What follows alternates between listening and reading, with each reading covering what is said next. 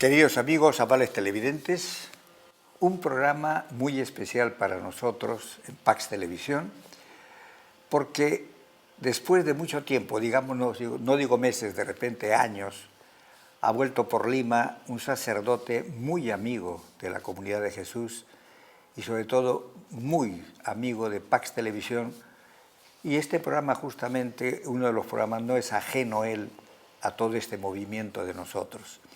Me estoy refiriendo al padre Emanuele Lupi, que después de casi 3 años vuelve al Perú y hemos tenido la oportunidad de retenerlo unos minutos dentro de su recargada labor que tiene como llama moderador de la Congregación de la Preciosísima Sangre, que ha tenido una reunión en Lima y lo hemos rescatado unos minutos para que pueda compartir con nosotros. Padre Emanuele, bienvenido a Lima. Gracias, Ardi, muchísimas gracias. Estamos acostumbrados a decir antes de la pandemia y después de la pandemia, así que después de la pandemia vuelvo al Perú. Exactamente, Sí. Creo que te has estado cuidando allá de la pandemia y después ha venido por acá. Bueno, ¿cómo es esto? ¿Qué es lo que te ha traído a Lima esta vez? Porque anteriormente viniste por unos días muy pocos y esta vez casi igual, pero más recargado. Sí, como comentabas, tuvimos una reunión muy importante a nivel de la Congregación Internacional porque el Padre General, el Moderador General, con su consejo se reunió con los provinciales y los superiores de la Congregación. Estamos en 21 países y se hablaban un poco diferentes idiomas, aunque nos unía el idioma español y el inglés como los idiomas comunes. Y hemos tenido una agenda muy interesante para la vida de la Congregación y después como consecuencia también en los lugares donde hacemos ministerio.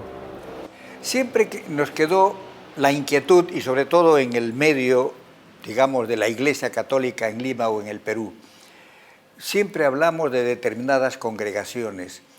Tú estuviste acá también difundiendo, digamos, la congregación, pero en pocas palabras, la Preciosísima Sangre es una congregación muy reducida, muy abierta, poco conocida. ¿Cómo lo ves tú a nivel mundial? La Congregación de los Misioneros de la Preciosa Sangre es una congregación que tiene 208 años. Yo soy el moderador general número 18, sucesor de San Gaspar.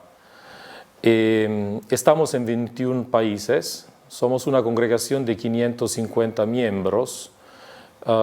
Estamos en los 4 continentes. Quizás en el Perú la presencia es muy pequeña porque en el fondo la congregación solo está aquí en Lima con 2 parroquias y 4 casas, pero ha tenido desarrollo en otros países del mundo como en la India, en el África, en los Estados Unidos. En Europa, en algunos países el número se está reduciendo por la falta de vocaciones. En otros países está creciendo, como en Italia, por ejemplo. Entonces, refleja un poco lo que son los altos y bajos de la Iglesia a nivel mundial, porque en el fondo sabemos que el futuro de la congregación está en las vocaciones. Y normalmente hay países que tradicionalmente dan más vocaciones que otros. Acabas de mencionar el nombre que siempre me quedó la inquietud desde la vez que conversamos en el año 2020, recuerdo que fue cuando tuvimos una entrevista también contigo, o sea que son 3 años, 3 largos años, porque fue, si no me equivoco, por enero del 2020 que tuviste acá. Y ahí te hice la pregunta que te la hago ahora, porque en realidad no me quedó, acabas de mencionar tú, misioneros de la Preciosa Sangre, y en esa oportunidad te decía yo, misioneros de la Preciosísima Sangre, como lo he dicho ahora. ¿Es lo mismo, se llaman igual o han desistido, digamos, en alguno de los dos? No sé por qué en algún momento cuando se tradujo el nombre latino de la congregación, en italiano decimos de la Preciosísima Sangre. Cuando se tradujo al inglés The Most Precious Blood, el most se quedó de lado y se quedó el Precious Blood. Traduciéndolo del inglés al español se volvió como Preciosa Sangre en lugar que Preciosísima, pero el nombre oficial de la congregación es Misioneros de la Preciosísima Sangre. Ah, perfecto, ahora sí, aclarado. Curiosamente, por curiosidad diría yo mejor, el tema de que al asumir tú el ser moderador de la congregación, misionero de la congregación de la Preciosa Sangre, se supone que has viajado por muchos países, del 20 al 23. ¿Qué países has visitado y sobre todo qué países te han dado un mensaje más claro de lo que significa la religión en cada uno de ellos?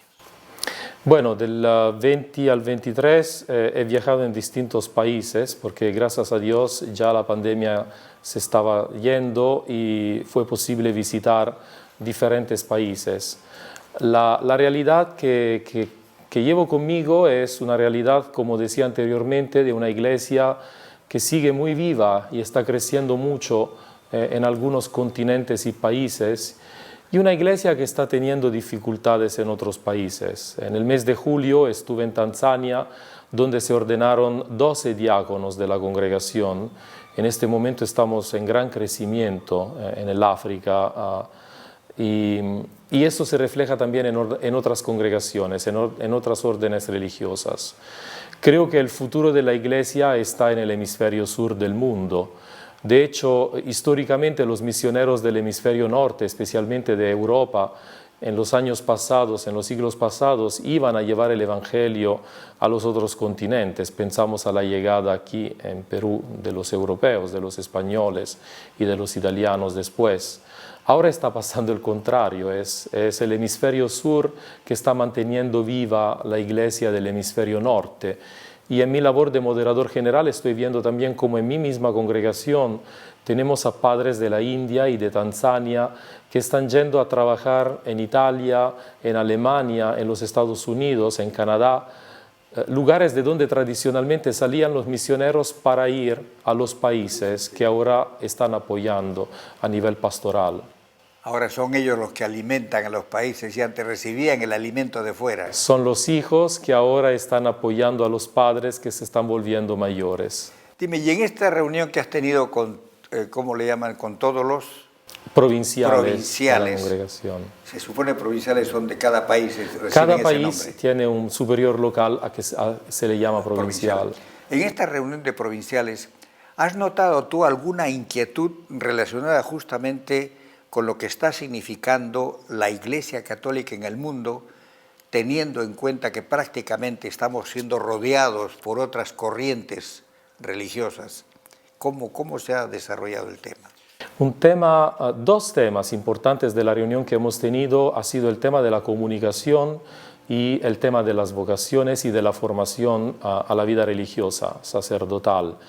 El tema de la comunicación, que es un desafío siempre mayor, siempre más grande, porque hoy en día, si no estás en el medio de las comunicaciones, aunque existes, pero no existes.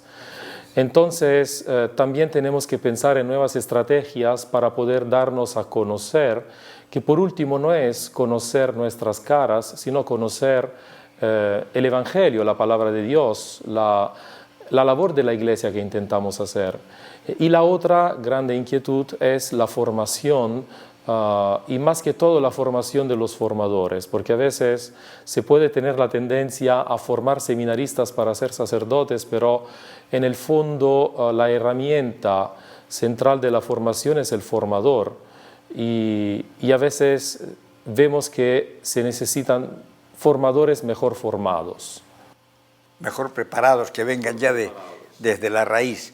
Y esto me lleva a, bueno, pienso yo que es una inquietud, porque los que vivimos en este mundo y hemos vivido en épocas anteriores, notamos un cambio grande en lo que significa iglesia y en lo que significa el pensamiento de quienes formamos parte de la iglesia.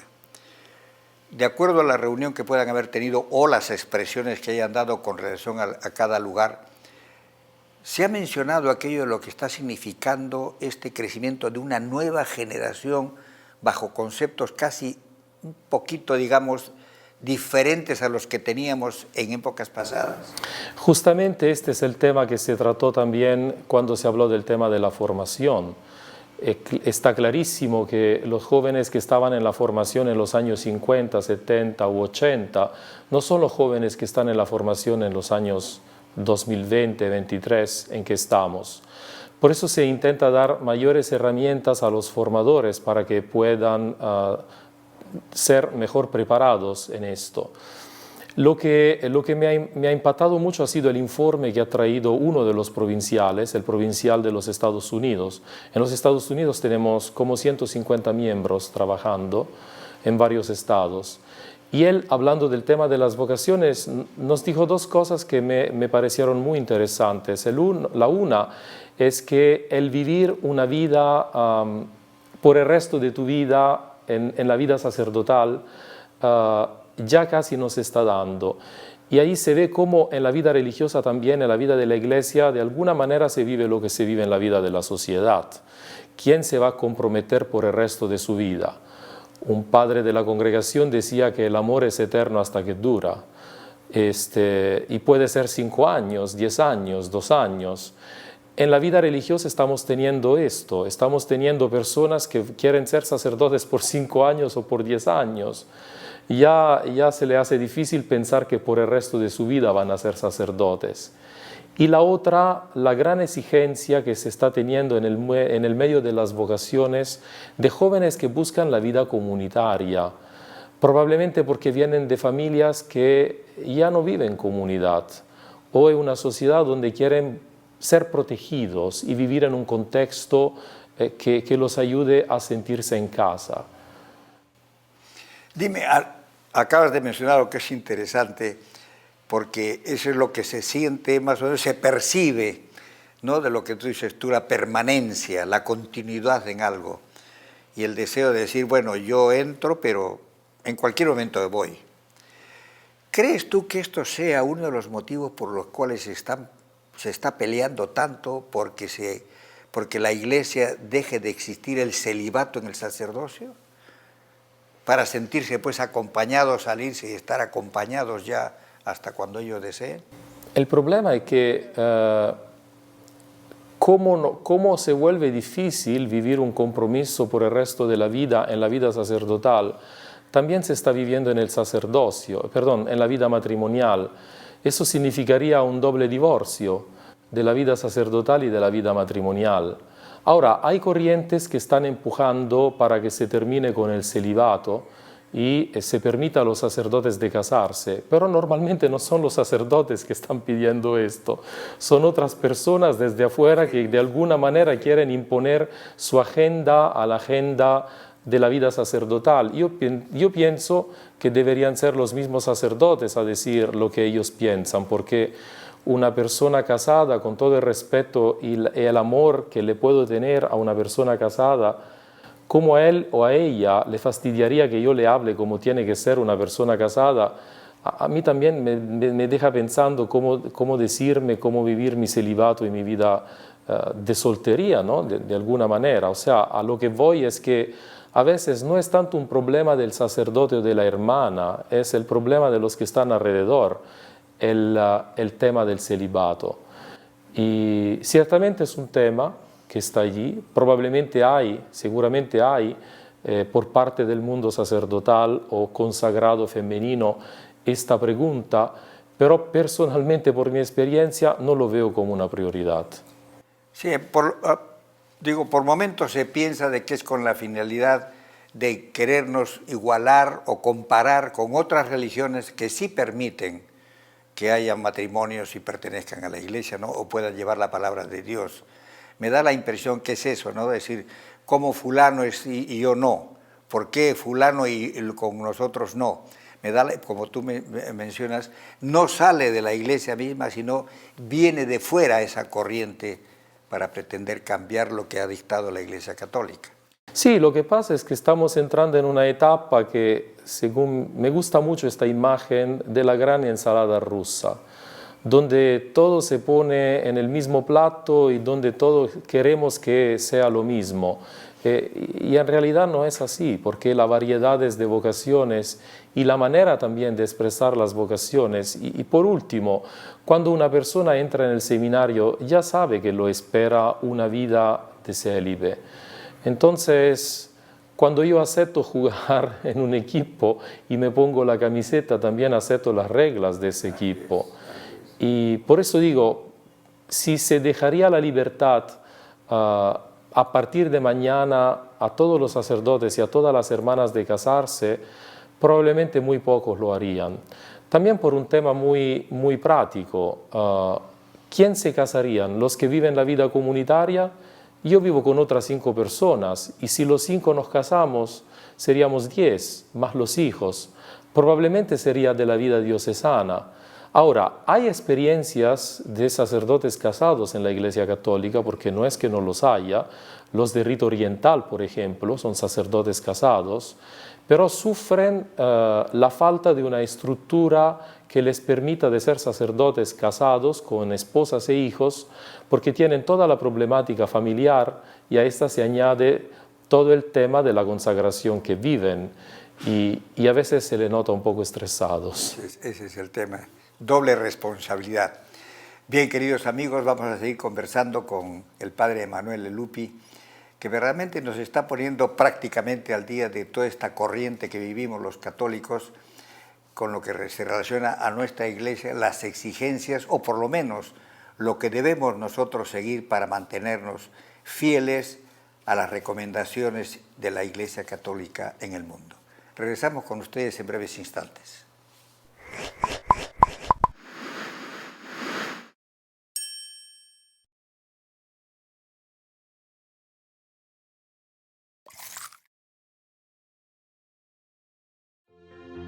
La misión está en el corazón de la Iglesia.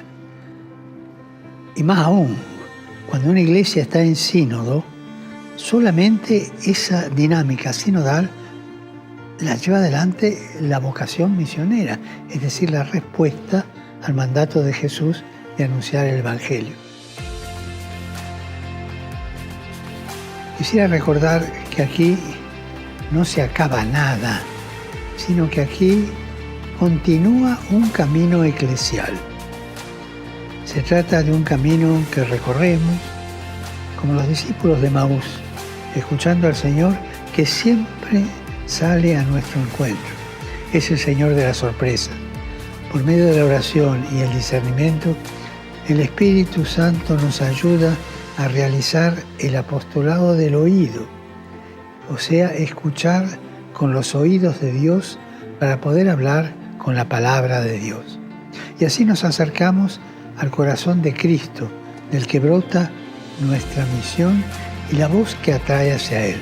Una voz que nos descubre el centro de la misión, que es llegar a todos, buscar a todos, acoger a todos y buscar a todos sin excluir a nadie.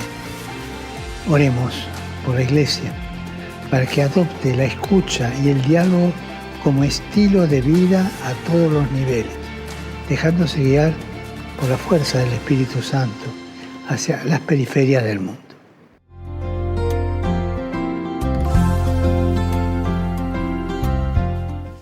Y bien, nos encontramos ingresando a esta segunda parte de nuestro programa, nuestra charla, con un, vuelvo a repetir, el gran amigo de la Comunidad de Jesús y sobre todo de todos aquellos que participamos y estamos en Pax Televisión. El padre Emanuele Lupi ha participado también en algunos programas con nosotros y lo tiene muy presente. Si le gustaría, por eso regresar al Perú y mantenerse nuevamente en contacto con, ¿o me equivoco? Sí, volver a Perú es volver a casa. Eso es muy cierto, siempre Sí. Lo dijo el padre Lupi, y por eso lo ha hecho ahora, y eso que no le he preguntado, ¿por qué ha realizado esta reunión en el Perú? Porque, como decimos en italiano, quería quitarme una piedrita del zapato, en el sentido de que la reunión más importante que tenemos en la congregación después de una asamblea general es la reunión del moderador general con todos los provinciales. Entonces pensé que había llegado el tiempo de venir a Perú porque por primera vez como congregación hemos tenido una reunión tan importante en el Perú y estaba seguro de que todo iba a salir bien. De hecho, todo ha salido bien y nada. Qué bien, o sea, que te acordaste del Perú nuevamente. Me acordé del Perú y concreté uno de los sueños de traer todos los provinciales de la congregación al Perú. Ah, eso es interesante. Sí. Padre Emanuele, estamos a puertas de un sínodo convocado por su santidad. En líneas generales, y de repente entraremos luego, decís que lo estimas en detalles, pero en líneas generales, ¿cómo consideras este llamamiento? Algunos lo llaman un Concilio Vaticano III hecho por pedacitos. La verdad no lo sé. Seguramente las expectativas son muchas. Probablemente se ha dicho hasta más de lo que en realidad va a ser o lo que se ha pensado que sea. Yo me quedo con el nombre o parte de los títulos del documento de preparación extiende tu tienda. Creo que es así en español, abre tu tienda, ancha tu tienda, para poder recibir a todos. Es un sínodo seguramente especial porque el Papa ha decidido que se haga en 2 años, 2023 y 2024, y es un sínodo de la sinodalidad, donde creo que primero que todo deberían hacer claro qué significa sínodo y qué significa sinodalidad, porque yo lo veo ya como primer desafío esto. Como digo, palabras se han dicho muchísimas, quizás expectativas más todavía, en algunos contextos hasta miedo hacia este sínodo, por lo que se escucha, por lo que se lee, por los periódicos. Yo lo que digo es que seguramente hay un gran deseo de encontrarse y de poder discutir. Y eso se refleja también en la agenda del sínodo, o sea, en el horario del sínodo, porque se va a dejar muchísimo espacio a las mesas de trabajo y a los pequeños grupos de diálogo. Por primera vez en un sínodo hay facilitadores que ayuden a los padres y a las madres sinodales a poder dialogar. Nosotros como congregación vamos a estar representados por 2 hermanas de la Preciosa Sangre y un padre de la Preciosa Sangre. 2 van a ser facilitadores y una va a ser madre sinodal durante el sínodo. Y para nosotros esta es una gran señal porque vamos a tener 3 de la Preciosa Sangre que van a participar en esto. Lo que va a pasar no lo sabemos. ¿Dónde nos llevará el sínodo? No lo sabemos. Lo que pero sí sabemos es que hay un gran deseo de encontrarse y dialogar. Acabas de mencionar a facilitadoras y miembros. ¿Cuál es la diferencia? Esta vez algunos han puesto en discusión si llamarlo sínodo de los obispos, porque de hecho, aunque va a haber una presencia de obispos significativa, pero también esta vez, por primera vez, va a haber una presencia muy grande de laicos y laicas, como también de religiosos y religiosas, como padres y madres sinodales. Y esta ya es una gran novedad del sínodo. Después se han nombrado facilitadores y facilitadoras porque la metodología del sínodo no va a ser compartir en el aula por parte de los obispos y en la tarde por parte de los círculos menores, o sea, algunos divididos por subgrupos donde hay obispos, sino que van a haber mesas que van a hacer mayores propuestas comparado con esto. Y los facilitadores y las facilitadoras harán esta labor de facilitar el diálogo durante los encuentros. Digamos que es una metodología que tiene más presente la presencia de la base. Lo importante es, y lo inquietante sobre todo, porque conversábamos anteriormente, la influencia que puede existir dentro de determinados países, porque sean del primer nivel o el segundo nivel, y ya que en los medios de comunicación se lee que prácticamente llevan ya como, ¿qué digo yo?, como puntos para ser tratados en el sínodo, puntos que significan ciertos cambios, no digo radicales, pero cambios en sí dentro de los aspectos de la Iglesia Católica. ¿Cómo ves la influencia de un país del primer nivel, por decir algo, con países, digamos, considerados como del tercer mundo? Digamos que hay una cosa antes de llegar a esto. Muchas veces hemos visto de que hay por lo menos 2 sínodos. el sínodo que se desarrolla en el aula con los padres sinodales y el sínodo que se desarrolla con los medios de comunicación. No siempre los dos sínodos se van hacia la misma dirección y normalmente el sínodo del aula prevalece sobre el sínodo de los medios de comunicación que desde afuera intentan contar algo. Y el sínodo verdadero es el que se desarrolla en el aula, no es el que desarrolla por las televisiones o los medios de comunicación. En este sínodo, como en los sínodos anteriores, seguramente va a haber influencias de culturas eclesiales diferentes, de culturas socioeconómicas diferentes, pero yo recuerdo cuando se celebró el sínodo de la familia, que también había creado muchísimo impacto. Un cardenal que había participado en el sínodo me decía, cuando hay conferencias episcopales, que son la gran mayoría que se van hacia una dirección, cómo las pocas que se van hacia otra dirección pueden influenciar. Y eso es lo que hemos aprendido en el sínodo de la familia. ¿Qué va a pasar en el sínodo de la sinodalidad? No lo sabemos. Pero lo que sabemos es que si hay conferencias episcopales que toman cierta dirección y representan la mayoría de la Iglesia, aunque el Papa siempre dice que la Iglesia no es una democracia donde hay mayorías y minorías que ganan o pierden, pero por otro lado, ¿cómo no se puede escuchar lo que viene de la mayoría de los participantes? Entonces, en este momento yo personalmente no sabría qué responder.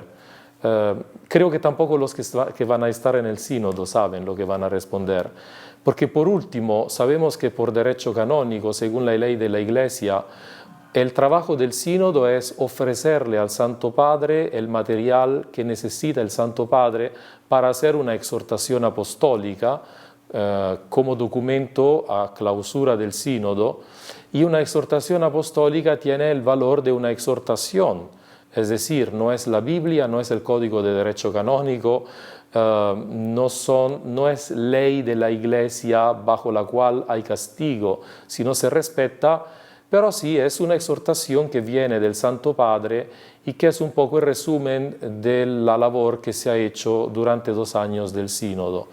Porque hay que añadir esto, no solo es lo que se dice en el sínodo, sino lo que el sínodo transmite al Papa y lo que el Papa en su sabiduría decide después transmitir a la Iglesia por medio de una exhortación a conclusión del sínodo y que pero, como digo, tendrá el valor de exhortación. Ahora, ¿cómo se hará esto? Probablemente tenemos que esperar el 2026. A eso quería llegar.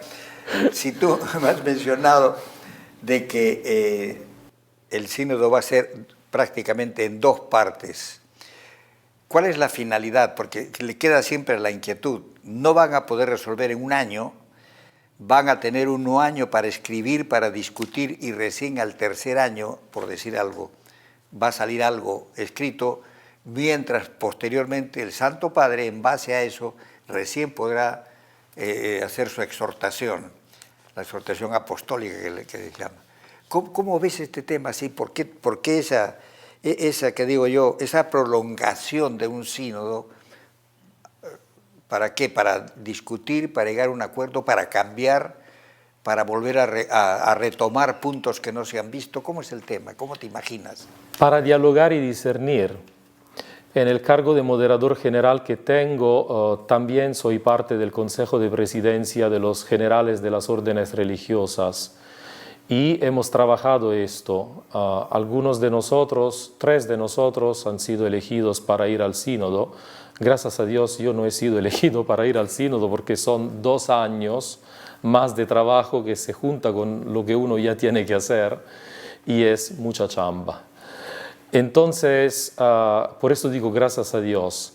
Pero ya sé que al día siguiente de la clausura de la primera parte del sínodo tendremos que reunirnos para hacer una síntesis de la primera parte, para proyectarnos después, desde diciembre de 2023 hasta octubre de 2024, hacia la segunda parte del sínodo que nos verá bastante ocupados en discernir y dialogar. Creo que estas son las 2 palabras claves de un sínodo, discernir y dialogar.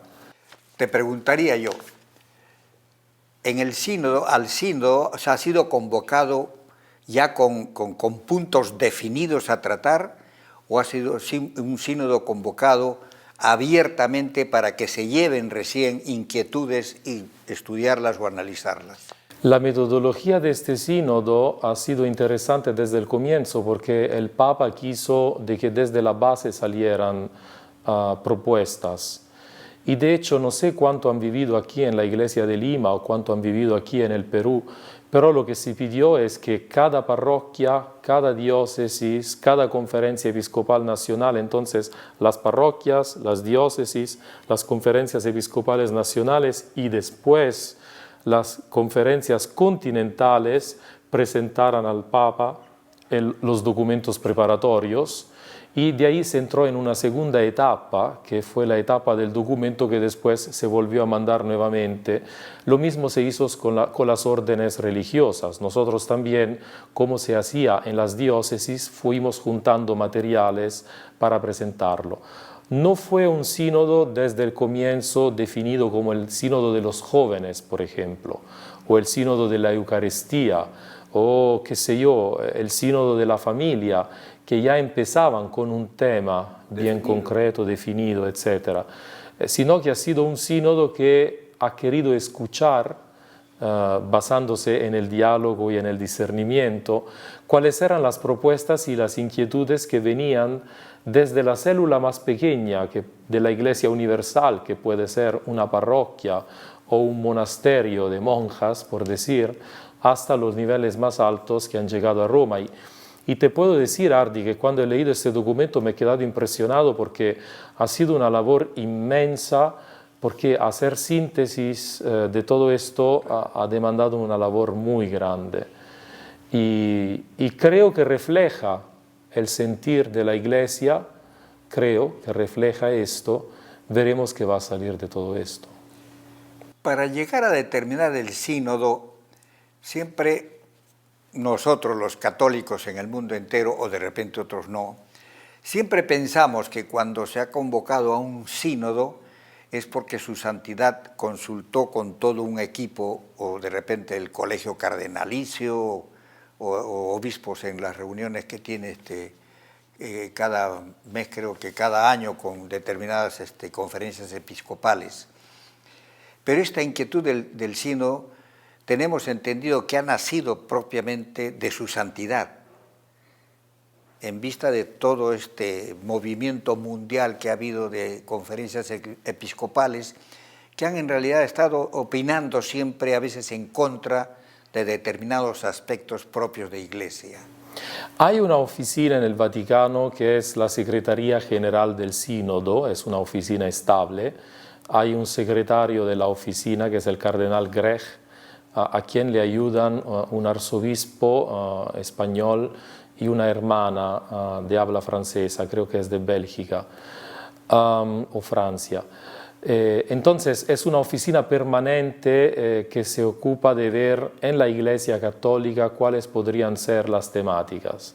Ahora, creo que el sínodo de la sinodalidad es un poco, digamos, una meta natural que se ha alcanzado en el pontificado del Papa Francisco. En el fondo, el Papa Francisco siempre nos ha puesto delante de la pregunta: ¿estamos en una época de cambios o estamos en el cambio de una época? Está clarísimo que estamos en un momento de la historia de la Iglesia, pero también de la historia de la sociedad, donde se necesitaba llegar a algo como esto, algo como el sínodo. Cómo poder ser parte de una misma Iglesia a veces y no llegarnos a entender por qué se necesita mayor comunicación y mayor comunión. De todo esto brota, de todo esto sale la idea del sínodo y la intención de reunirnos para hablar en general de esto. Por eso no hay un tema definido, como decíamos anteriormente, el sacerdocio, el matrimonio o la Eucaristía, sino que más bien el Papa ha querido decir: ustedes que están viviendo en el día a día de sus parroquias, de sus diócesis, díganme ustedes qué preguntas van a poner para que juntos podamos buscar las respuestas. Pues acaba de decir que gracias a Dios no vas a formar parte de todo este sínodo porque tienes mucha chamba ya con la congregación. Queridos amigos, estamos conociendo todo aquello que va a significar el sínodo convocado por su santidad el Papa a través de las expresiones que ha tenido nuestro amigo el padre Emanuele Lupi. Regresamos con ustedes en breves instantes.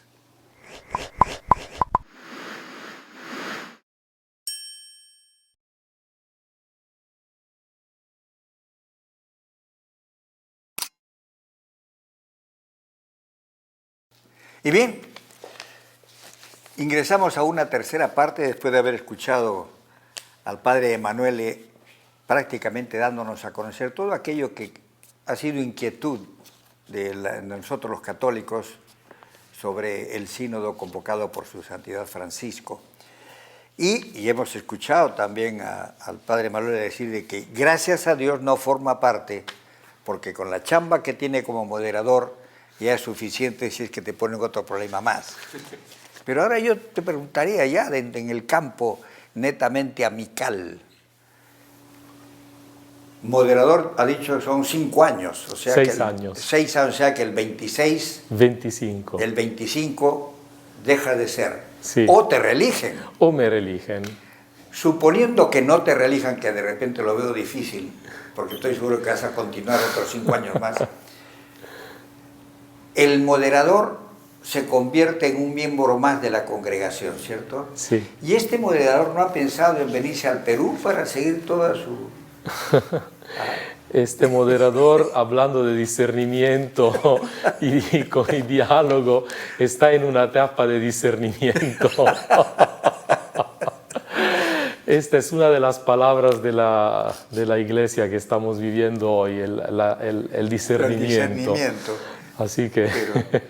Pero te agradaría regresar al Perú, ¿no? Seguramente me agradaría regresar al Perú. O sea que podríamos mover influencias para que llegaras al Perú.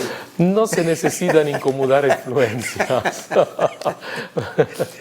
No, sería muy interesante de verdad que el padre Manuel estuviera por acá nuevamente y seguramente que tienes cualquier cantidad de personas que te están pidiendo lo mismo.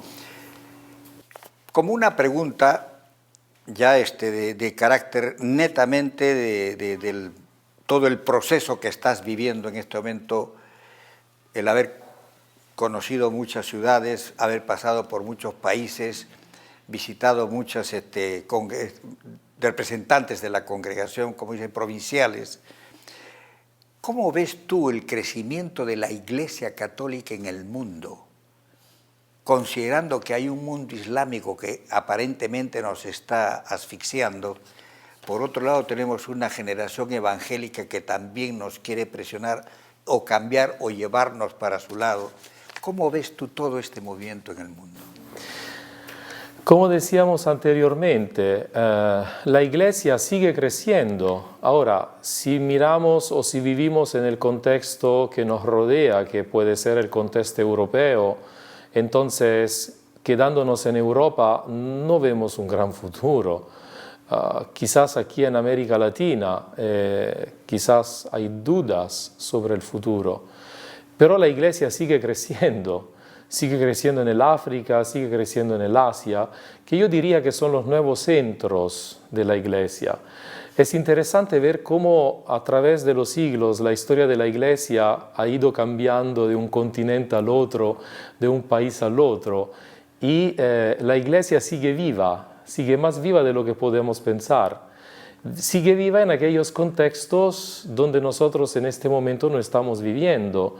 Yo pienso, por ejemplo, en el Asia de Vietnam, Corea. Son lugares de gran crecimiento de la Iglesia. La India sigue manteniendo un nivel y un estándar de crecimiento muy bueno, muy positivo. Se hablaba unos años atrás del futuro de la Iglesia, el África. El África sigue en crecimiento, pero ahora creo que es el momento del Asia, donde está creciendo mucho la Iglesia. En otros contextos, como el contexto europeo o el contexto americano o latinoamericano, no sé si el sínodo nos ayudará a entender después, cuando se tendrá que traducir a nuestras realidades, cómo podríamos hacer para dialogar mejor con el contexto en donde nos encontramos. Lo que pero es cierto es que personalmente yo no tengo miedo por la Iglesia de Cristo, no tengo miedo por el futuro de la Iglesia. Quizás me quedo con la pequeña inquietud cómo vamos a hacer iglesia en los contextos que tradicionalmente eran iglesias, que siguen siendo iglesias, pero ya no a la manera de como eran. Entonces, aprender a continuar a ser iglesia, aunque no tengamos los grandes números, aunque el mundo islámico o los grupos de varias denominaciones cristianas parece que nos están tapando la boca y están tomando la batuta de la situación. Probablemente necesitamos ser iglesia de otra manera, siempre fieles al mensaje de Cristo, por supuesto, siempre fieles al Evangelio, pero discernir cómo continuar a ser iglesia, porque sí, la iglesia va a continuar seguramente. ¿Consideras tú que este movimiento, bueno, digo yo movimiento, de la nueva era está influenciando mucho en las generaciones nuevas, las nuevas generaciones, las generaciones? Yo en verdad no sabría qué decir de la nueva era, porque cuando pienso en la nueva era pienso en algo que ya fue hace 10 años atrás. Hoy en día probablemente yo personalmente no hablaría de la nueva era. Hoy en día estamos en una época tan líquida, en donde, y tan independiente el uno del otro, donde ya mi verdad se vuelve la única verdad. El problema es que cuando cada uno tiene su verdad y su verdad es la única verdad, entonces llegamos a no entendernos ya, o de repente con tal que podamos salir adelante sin tener ningún problema, se crean ciertas formas de respeto que por último es no tener un mayor problema. Entonces, cada quien busca vivir la manera mejor que puede, a la manera que puede. Ahora, de esto, por ejemplo, yo veo que se está aprovechando mucho el mundo islámico. La experiencia que tengo de los países africanos, pero también de algunos países europeos, es exactamente esta, que el mundo islámico, que es mucho más compactado y mucho más unido que nosotros, está ganando terreno porque nosotros estamos renunciando a los valores eternos. Muy cierto. Pues bien, Padre Manuel, en realidad ha sido muy interesante el dialogar y sobre todo para nosotros importantísimo que nos hayas permitido contar con tu presencia en estos pocos días que te hemos sacado un poco de la chamba normal y te hemos traído acá. Y gracias verdaderamente porque, de verdad, queridos amigos, el Padre Manuel Lelupi, gran amigo de nosotros, nos ha permitido este descanso junto a nosotros porque acaba de terminar esta reunión con los provinciales de la congregación. Gracias nuevamente, Padre Manuel. Te dejo unos segundos para que primero entremos a lo que te recordarás, el ping-pong. Ecco, no me acordaba de esto. Ahora empiezo a tener miedo. ¿Te acuerdas del ping-pong? Sí. Pero muy simple, ¿no? Para ti solamente son 4 palabritas, nada más. Okay. Yo te diría paciencia. Virtud. Obediencia. Humildad. Fe.